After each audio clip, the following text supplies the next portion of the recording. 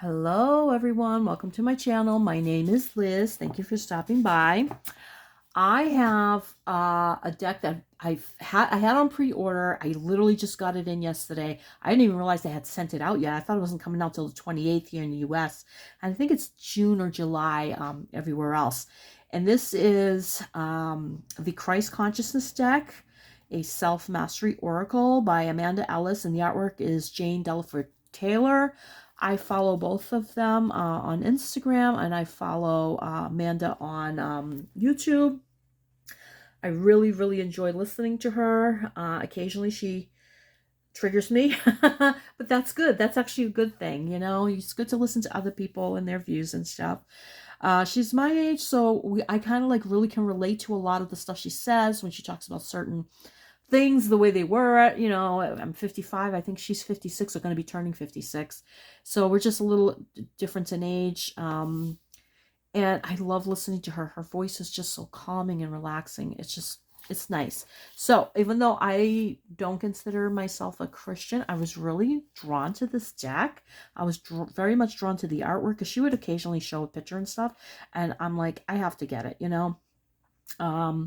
I'm not even sure how much you paid for it. It says here it's $29.99. I may have paid that. I don't know. I really couldn't tell you.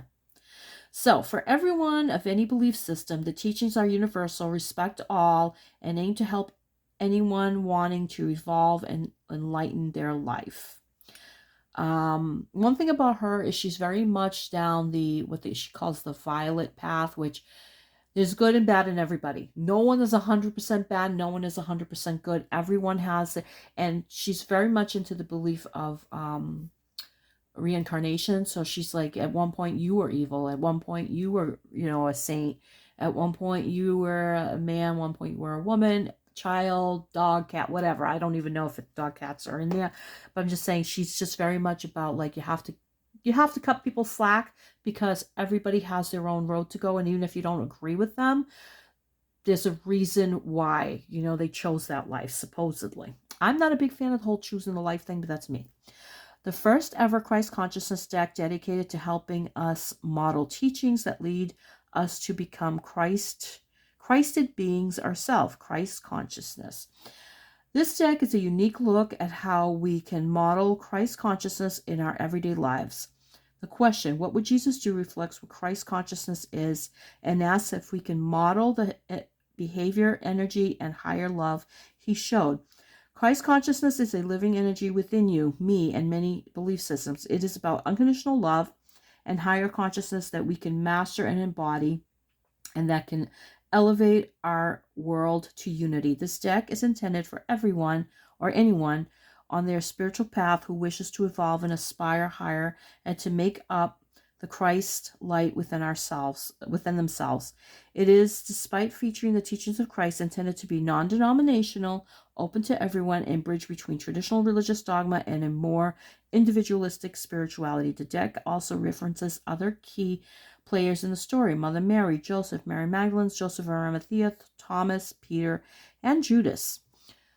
And that's what I mean. She's really interesting to listen to. You should, you know, go over and subscribe to her. Now, Amazon sent this to me and it's all beat up. They put it in a bubble envelope, but you know how they treat those things. So it's Amazon, please do better. You know, I do love you and I buy all kinds of stuff from you, but look, it's all banged up, which is irritating me. Brand new deck should not look like this, but you know what? I will not send it back. This one's meant for me. It's as long as the cards on the inside are good, we're good. The box is not that big of a deal. I mean, I've gotten torn boxes before. Those go back because I'm not going to be dealing with the torn boxes. As OCD as I am with some stuff, no. But look at the color, so beautiful. And this face, look at that. It's just beautiful. It's just, and it's got little, oh, look at that. Look at that. Look, can you see it? Can you see it? Look at that. It's so beautiful. Now, I wish it was a smaller box. I mean, as beautiful as this is, and the presentation's great, I like smaller boxes. First of all, they take up much less room. And second of all, I just find them easier to like carry with me. This is not one of those decks I'll be able to carry unless I stick it in a pouch. So, which I hate doing because of the fact that I don't want to ruin them. I hate ruining my cards. Anyway, I do have her Metatron deck, which I really like. And this one's kind of based on the same It's the same artist, so I think it's very similar in concept as far as the box goes. But look at this book. Wow. And wow, look at that. That's gorgeous. Oh my God, so beautiful. Amanda, good job. Amanda and Jane. Beautiful. Working with the deck. And then go each you have preparing for the, and that's the back of the cards. I know that because I've seen a little bit of it on her page. And it's got a couple of spreads, and it goes right into the cards. Every single card. I believe it's 40. Oh no, hold on.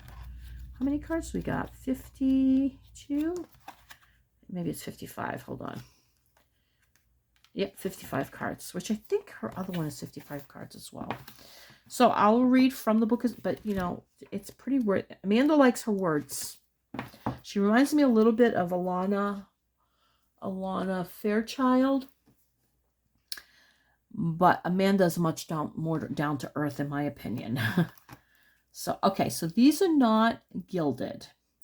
The other ones were gilded. The Metatron deck, and I'm kind of sad that they're not gilded. I wish they had been gilded. I love gilded decks, and honestly, if I paid $30, I would have expected gilding. So right there.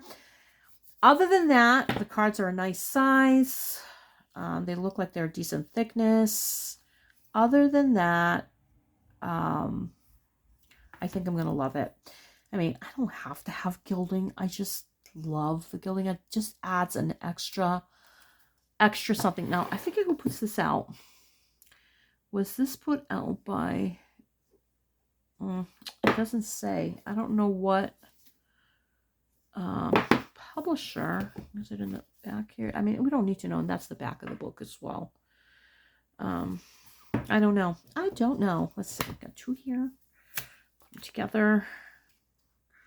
Okay, so they fit nicely, even though it has a little tiny curve, but that happens. Depends on how they cut the paper. Look how beautiful these are. So pretty. So pretty. So Jesus, follow my lead. So there's always a little banner. I like how she does the banner on the side. It's kind of cool. So follow my lead, Jesus.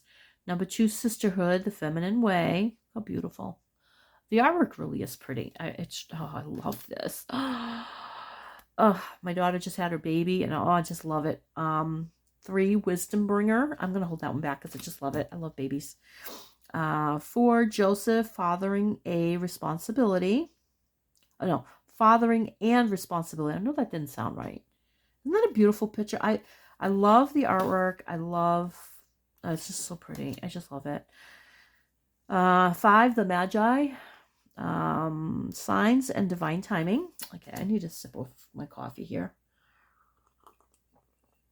Still dealing with allergies, and I don't think I took my allergy pill this morning. No, I know I didn't.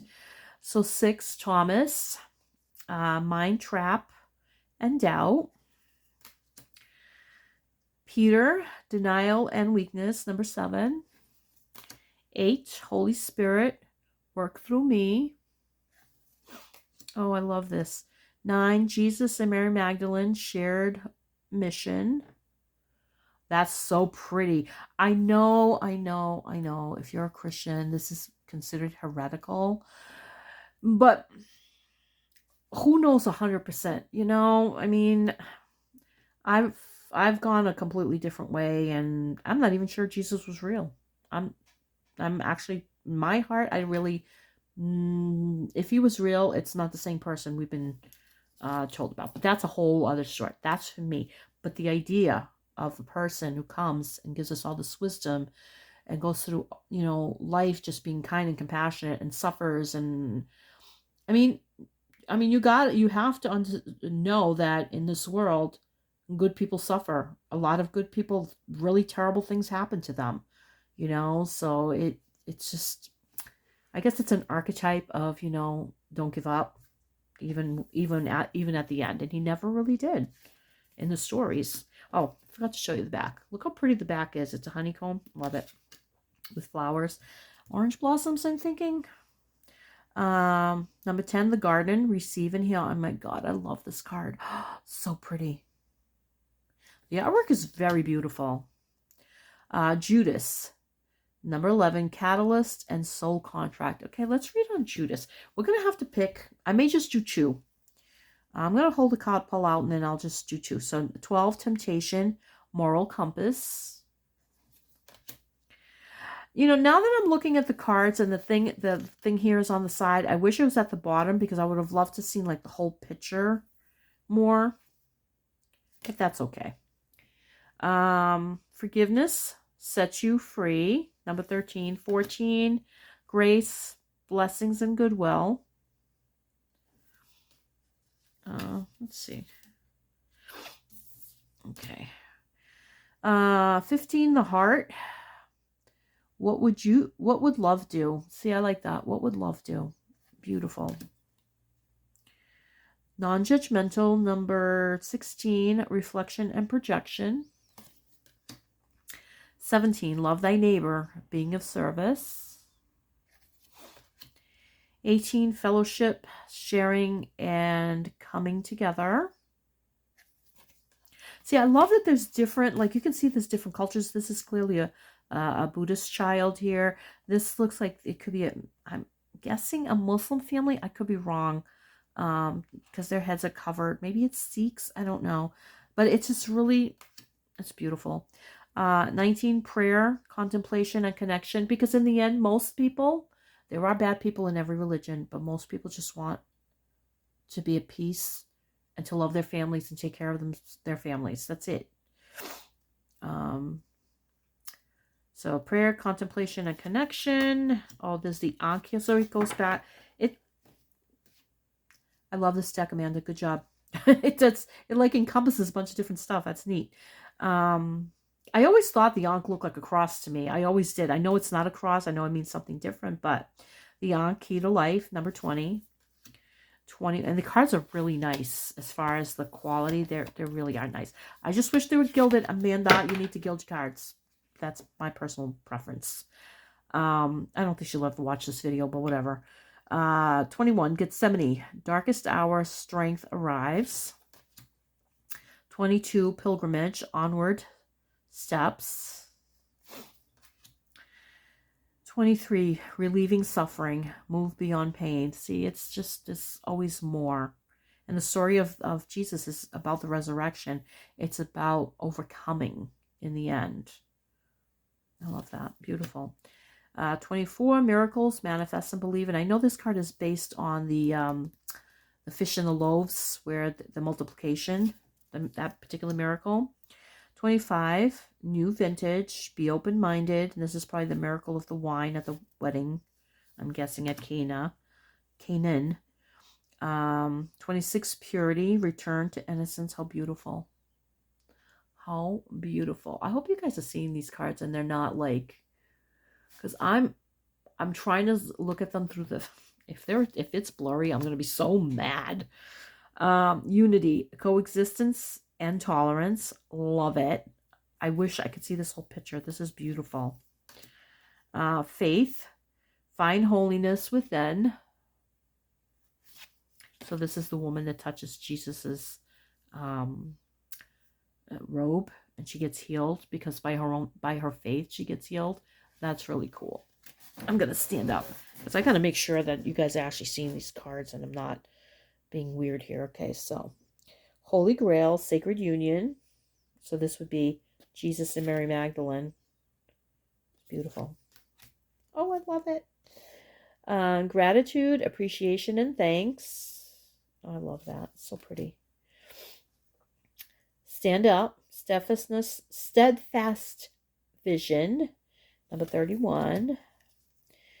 32, the open door, Christ within you. Beautiful. 33, the teacher, walk the talk. And that's problem with teachers nowadays. They talk, and there's no walking. You know, they're full of baloney, and 90% of them, I think. 34, humbleness, modesty, and humility. 35, enlightenment, confidence to grow. I love this. Oh, look at this. Tethered and caged, break free. 36. Huh. See the key? See, this is I wish that wasn't there. Because see, the key's right there. And this person's choosing to stay locked up. The key is literally right there. I wish that wasn't there because it is kind of a little tricky to see. You got to look a little harder. Joseph of Arimathea, Trailblaze and Innovate, 37. 38, Freedom, Just Be You. 39, Spiritual Protection, Armor of God. Now, she does lose this thing with the Armor of God. She is a Christian, but not in the same sense as she's not very non-denominational, and she's a bunch of different stuff. But she definitely always talks about the armor of God, the salvation, the helmet of salvation, the sword of truth, the breastplate, I think, of righteousness, and the shield of, is it protection? I can't remember. So this, like, it's pretty cool, and that's straight out of the Bible. Living from the Heart, Soften and Open, number 40. 41, Faith Over Fear, You Can Cope. I love that. Oh, I love that. Gentleness, Respond Softly, 42. Look at that. That's Jesus and his mom. Love it. I love it. I love babies. This was cool. 43, Discernment, Truth and Clarity. That is a very cool card. This is Mary, Mothering and Nurture. I just love her face. She's just so happy. And I want to have tea with you, Mary, Mother. Number 44. 45, Paul, Awakening and Transformation. 46, Lionheart, Stand Firm. 47, Night's Vigil, Prepare to Get Ready. 47, and you see the armor there and everything, what did I just say it was? Oh my God. I'm losing my mind. The armor of salvation. Yeah, the armor of salvation. That's what it is. Spiritual practice, structure and routine. 48. 49. Peace, calm center, calm mind. 50. Sacred sexuality, healing and connection. I love that. Sacred sexuality. Interesting. Abundance. Enjoy life fully. 52. Song. Celebrate and express yourself. This is a Native American here. I like that there's a bunch of, it's not just straight up Christianity. There's a bunch of different stuff. I really like that. Holy anger, be the change. Number 53. And she talked about this picture, and it was a tree that was knocked down, and this young woman, I'm not sure she had chained herself to the tree at one time, but when the tree she was trying to protect it, but when the tree was cut down, she just sat in the middle there and just cried. And it is kind of sad. Now, I have taken down trees in my own property. Sometimes you have to. Some of them get rotten. Sometimes you have to protect your stuff, you don't want a tree falling on your head.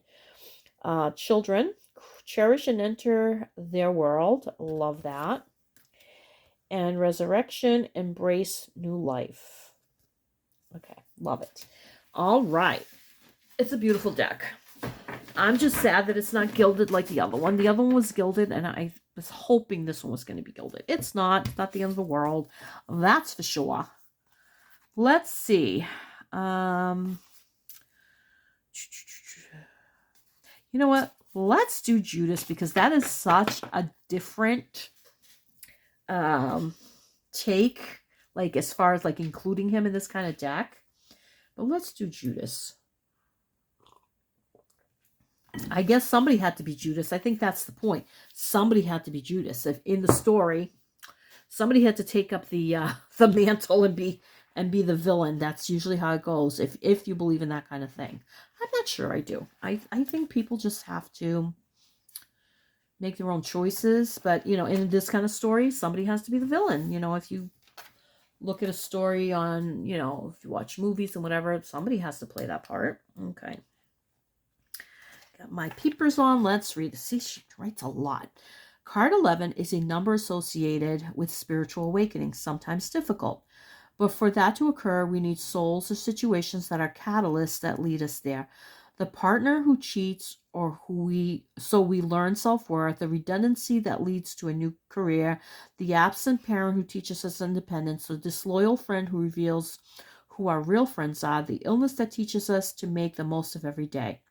This card highlights the soul contract of Judas Iscariot and asks us to see it was just as important as more historically loved characters whose roles were easy to praise and understand. Identifying who or what has played a Judas archetype in your own life teaches as much about ourselves and our contract as well as those who awaken and serve our growth through a more difficult role. Without Judas, there would have been no crucifixion, and without that, no rebirth. Jesus truly understood that someone had to betray him for his destiny to be fulfilled.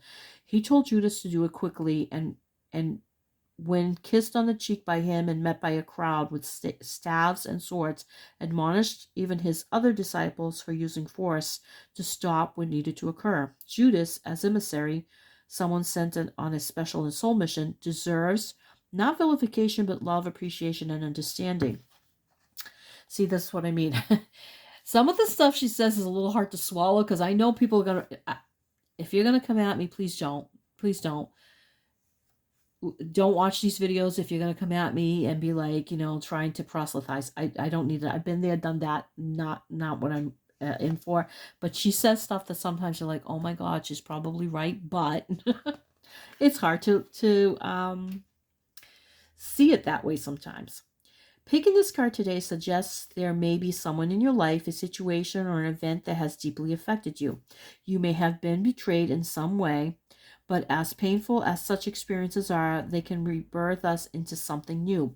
In time, we look back and note we are who we are today because of them. We are given important opportunities to, for example, forgive, let go, and accept, as well as find compassion for the one who acted cruelly. You may be going through this metamorphosis right now, and if so, be gentle with yourself since rebirth takes time. Often only when we know another story do we understand their behavior, how they were raised, what circumstances they lived through, their unhealed drivers and wants. If we look at Judas, he was driven by money. The 30 pieces of silver gave him no satisfaction, pleasure, or enjoyment. None of us like to be the one who is hated and vilified. We like to be the hero. Yet, you can't have one without the other. Both Judas and Jesus were tied into God's divine plan to show something far bigger, the resurrection energies that are carried within us all. If we look at the card, we will see conflict and confusion on Judas's face because soul contracts are seldom easy when they arrive, and a veil of amnesia is often present when we forget what we've signed up for in pre-incarnation. However, if we can soften our stance to Judas and aspire to the forgiveness and respect that Jesus had for him, do what you have to do, we can start to model that in our lives too. To see such Judas events or relationships as vehicles that deliver us from the old version of ourselves to the new and teach us much along the way. That's true too. I just had a situation recently where somebody I thought was a friend, I don't know what happened, to be honest with you. Honestly, I don't know if it was just... It wasn't that we grew apart. I'm not sure that I knew this person the way I thought I did. As a matter of fact, I didn't. But it really deeply hurt me. And you know what? There's a lesson in that. I'm not 100% sure what the lesson is, other than just don't trust as easily, because I'm a very trusting soul. That could be it. I don't know. I harbor no ill will. It is what it is. But sometimes people come into your lives to teach you a lesson, and sometimes those lessons really are very difficult lessons. And sometimes bad things just happen. There's no real lesson. It's just some people really are pretty evil. This person's not like that. But anyway, that's my point with that. So that's beautifully written. She does write very, very well. I do like the way she writes. Let's see. Discernment, truth, and clarity. I'm going to do the little wisdom bringer because I love babies. And I'm just seeing my little grandbaby there.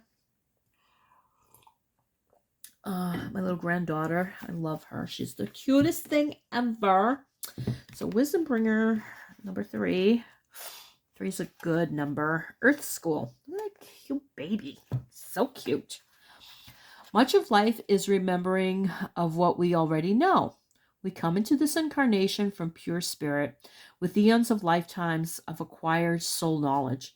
The journey back to remembering who we truly are, where we came from, and where we go back to is the biggest adventure of all. When here, despite the great wisdom we have within us, it often lies buried within, lies buried waiting for the moment it is needed and can be retrieved.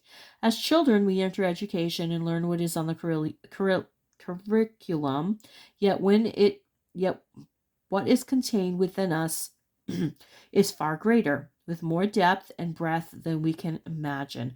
Our senses are our antennas. They can guide and steer us to learn to trust ourselves regarding what feels right and what feels wrong and what appears to be true, but I sense is not, what sounds harmonious and what words and energy hurt my ears. When you look in the mirror, what do you see? A human struggling with limited understanding or a wise old soul who is waiting to be acknowledged? It is said that the eyes are the doorways to the soul, and it is interesting that when newborn, our eyes take a few weeks to mature and for vision to be clear, as if we aren't quite ready for the veil to be totally lifted whence we came and to reveal everything. Stand tall today and see who you really are, a divine soul with lifetimes of experience where you have been tested and gained valuable firsthand knowledge regarding how to respond, react, and be. There is a whole library you can tap into to help, a fountain of wisdom within.